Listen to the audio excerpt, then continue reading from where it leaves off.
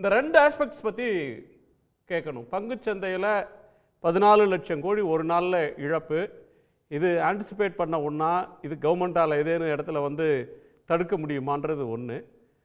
ட்ரம்ப்போடைய இந்த இதை அரசு எதிர்கொண்டதில் ஒரு ராஜதந்திரம் இருக்குது அப்படின்றதும் இன்னொன்று. உக்ரைன் ரஷ்யா போரையே நிறுத்துறேன்னு சொன்னவரால் அவரால் தான் நிறுத்தினாங்க அப்படின்லாம் பேசினவங்க இப்போ அதை பற்றி பேசவே மாட்டுறாங்க. இந்த ட்ரம்ப் விவகாரத்தில் வாய் திறந்தே அரசு பேச மறுக்குது அப்படின்ற குற்றச்சாட்டை எப்படி பார்க்குறீங்க? இன்னொன்று, இந்த பெட்ரோல் டீசல் சமையல் எரிவாயு. வணக்கம் குணா. பெட்ரோல் டீசல் கேஸ்னுடைய பிரைஸ் இன்க்ரீஸை பற்றி முதல்ல பேசிடுறேன். இதில் 4 ஸ்டேக் ஹோல்டர். முதல்ல தயாரிப்பாளர்கள், இரண்டாவது கவர்மெண்ட் ஆஃப் இந்தியா, மூன்றாவது பெட்ரோல் கம்பெனிஸ், நான்காவது கன்சியூமர்ஸ். தயாரிப்பாளர்கள் சொல்றது எல்லாரும் கேட்டுக்கொள்ள வேண்டிய கட்டாயத்துல இருக்கிறோம். கன்சியூமர் என்ன பிரைஸ் ஏத்தினாலும் அதை ஏற்றுக்கொள்ள வேண்டிய கட்டாயத்துல இருக்கிறோம். நடுவில் இருக்கிறது மீதி 2 பேர். அது கவர்மெண்ட் ஆஃப் இந்தியாவும் பப்ளிக் செக்டர் அண்டர்டேக்கிங்ஸ் மோஸ்ட்லி இருக்கக்கூடிய பெட்ரோலியம் கம்பெனிஸும் தான். இந்த விலையேற்றம் 43,000 கோடி இந்த 50 ரூபாய் இன்க்ரீஸ்னால இவர்கள் இழப்பை ஈடு செய்வதற்கு ஏற்படுத்தி கொடுத்த வழி. யார் அதை ஏற்றுக்கொள்ள போகிறார்கள்? கன்சியூமர்ஸ். இரண்டாவது 12% கிட்டத்தட்ட எக்ஸைஸ் டியூட்டில 20% இன்க்ரீஸ் டீசல் பேர்ல. அது it will not be passed on to the petroleum companies. அப்ப பெனிஃபிஷியரி யாரு? Government of India. இவர்கள் இருவரும் தங்களது பைகளுக்குள் இந்த பணத்தை பிரித்து கொண்டு மற்ற இருவரையும் கவனிக்காமல் விட்டுவிட்டார்கள். இது தவறான ஒரு செயல். ஏன்னா இன்றைக்கு பெட்ரோல் டீசல் விலை ஏற்றம் இல்லைன்னு சொல்லியிருக்கலாமே தவிர எந்த காலகட்டத்திலும் இது ஏற்றப்படக்கூடிய நிலைக்கு நாம் தள்ளப்படுவோம் என்பது நிச்சயமான ஒரு கருத்து. இரண்டாவது, சராசரி மக்களுக்கு இலவசமாக கேஸ் சிலிண்டரை கொடுத்துவிட்டு அதனுடைய விலையை கிட்டத்தட்ட 10% உயர்த்துவது என்பது ஏற்றுக்கொள்ள முடியாத ஒன்று. ஒருத்தரை இதை உபயோகப்படுத்த சொல்லி நம்மளே அதை இன்டியூஸ் பண்ணிட்டு அவர்களது செலவிலே கை வைப்பது, அதுவும் அவர்கள் கையில் பணம் இல்லாத பொழுது கை வைப்பது ஏற்றுக்கொள்ள முடியாத ஒரு செயல். இது என்னுடைய கருத்து இந்த பகுதியில்.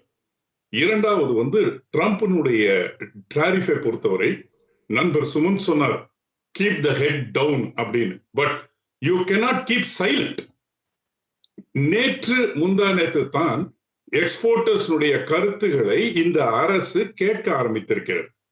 ஆனால் ட்ரம்ப் இந்த டாரிஃபை கொண்டு வருவேன் என்று சொல்லி கிட்டத்தட்ட 40 நாட்கள் ஆகிறது. இந்த 40 நாட்களிலே நம்ம எடுத்த ப்ரிப்பேர்ட்னஸ் என்ன? அதுதான் கேள்வி. புலி வரப்போகுதுன்னு சொல்லிக்கிட்டு இருந்தோம். வராதுன்னு இத்தனை நாள் சொல்லிக்கிட்டு இருந்தோம். வந்ததுக்கு அப்புறம் சைலண்டாக இருப்பது ஏற்புடையதே அல்ல. இதனுடைய தாக்கம் இன்னும் பல மடங்கு வரப்போகிறது. இந்த ஷேர் மார்க்கெட் ஃபிளாப் அப்படின்றது அல்லது சரிதல் என்பது ஒரு நாளிலே பல லட்சம் கோடிகள் விழுந்து விடக்கூடிய வாய்ப்பு. ஆனால் திரும்பி பழைய நிலையை வருவதற்கு 2-3 ஆண்டுகள் ஆகும். ஒவ்வொரு ஏற்றமும் பங்கு சந்தையில் நாட்கள் பிடிக்கும். அப்போ damage is today, recovery is later. இன்றைக்கு இந்தியா ஐசியூவில் இருப்பதை நான் பார்க்கிறேன். இவர்களது 12% உயர்ந்தது, எக்ஸைஸ் டியூட்டியில் வரியை உயர்த்தியதும், இவர்களது வரும்படியை காப்பாற்றிக் கொள்வதும் வரக்கூடிய நாட்கள் மிக மோசமான ஒரு விளைவுகளை ஏற்படுத்தக்கூடிய நாட்களாக, பொருளாதார சிக்கல்களை ஏற்படுத்தக்கூடிய நாட்களாக, இதுவரை நாம் சொல்லாத சில உண்மைகளை வெளிக்கொணரக்கூடிய நாட்களாக இருக்க போகிறது என்பதைத்தான் என்னுடைய கருத்து மட்டுமல்ல, இதைத்தான் சிங்கப்பூர் அதிபரும் சொன்னார். அவர் என்ன சொன்னார்? அவரது நாட்டு மக்களுக்கு be prepared for the worst is yet to come, this will get into economic war அப்படின்னே சொன்னார். நம்ம அதை உணர மறுக்கிறோம். அதை செயல்படுத்த விளைவு இல்லை. நம்ம இன்னும் குண்டு சட்டியில குதிரை ஓட்டிக்கிட்டே தான் இருக்கோம்.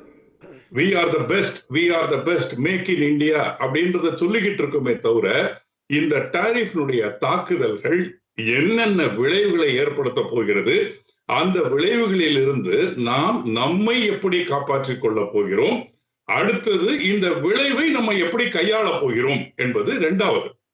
இதற்கு பதிலடியாக நம்ம எப்படி எடுக்க போகிறோம் என்பது.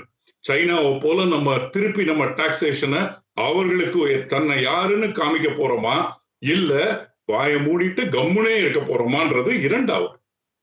இதை பொறுத்தவரை வரக்கூடிய நாட்கள் ஒரு அன்ஸ்டபிளைஸ்டு இண்டஸ்ட்ரியல் மூவ்மெண்ட் இருக்க போகுது, சப்ளை செயின் டிஸ்ரப்ஷன்ஸ் இருக்க போகுது, இறக்குமதி ஏற்றுமதியினுடைய பாதிப்புகள் இருக்க போகுது, விலையேற்றம் கடுமையாக இருக்க போகிறது. நான் சொல்வது பயமுறுத்துவதற்காக சொல்வதல்ல, இதுதான் நிலை.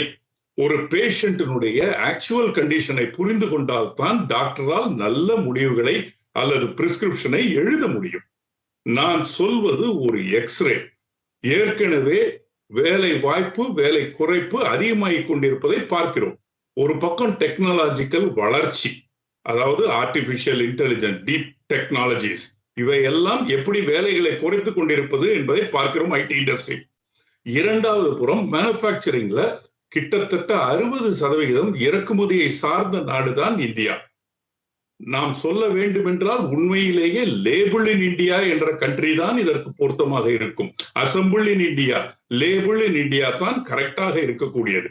இதை நான் சொல்லவில்லை, பொருளாதார ஆலோசகரே அதை எக்கனாமிக் சர்வேல குறிப்பிட்டு சொல்லியிருக்கிறார். நமது dependence on input materials are very ஹைன்னு. அப்போ இந்த டாரிஃபுகள் ஏற்படுத்தக்கூடிய அதிர்வலைகள் நம்மால் தாங்கக்கூடியதாக இருக்கக்கூடியதா அப்படின்றதுக்கு இன்று வரை எந்த கவுண்டர் ப்ரிப்பேர்ட்னஸும் அரசிடம் இல்லை. நேற்று காலையில் பியூஷ் கோயல் சொல்லியிருக்கிறார், நான் எக்ஸ்போர்ட்டர்ஸை சேர்ந்து மீட் பண்ண போகிறேன். ஒவ்வொரு ட்ரேட் அசோசியேஷனும் இதனுடைய இம்பாக்டை பத்திய ஸ்டேட்மெண்ட்டை கொடுத்து விட்டார்கள். இருந்தாலும் இந்திய அரசு என்ன செய்ய போகிறது என்பது யாருக்கும் தெரியவில்லை. இருட்டிலே கம்பை சுத்தி கொண்டிருப்பதை பார்க்கிறோம். இது மிக மன வருத்தத்தை கொடுக்கிறது குணா. இந்த விஷயத்தை நாம் இவ்வளவு இலகுவாக கையாண்டிருக்க கூடாது என்பதுதான் எனது கருத்து. எப்படி ஒரே ஒரு கேள்வி சார், இது ரொம்ப நாளைக்கு நீடிக்கும்னு நினைக்கிறீங்களா? இது நீடிக்கலன்றத விட ஈகோ பிரச்சனையில போய் மாட்டிக்கும். இப்போ மீதி கண்ட்ரிஸ், ஃபார் எக்ஸாம்பிள் சொல்றேன், மீதி கண்ட்ரிஸ் எல்லாரும் ஒன்று சேர்ந்து நாங்க இனிமே அமெரிக்காவுக்கு சப்ளை பண்ண மாட்டோம் அப்படின்ற ஒரு நிலைப்பாடு வரும் என்றால் அது மூன்றாவது பொருளாதார போராகத்தான் முடியும். நாம் சிலரை சார்ந்து இருக்கிறோம், அவர்கள் நம்மை சார்ந்து இருப்பார்கள். இதுதான் give and take policy of the world existence.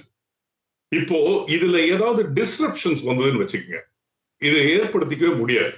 இரண்டாவது, இன்றைக்கு அமெரிக்காவிலும் சந்தை மிக அதிகமாக வீழ்ந்து விட்டதை பார்க்கிறோம்.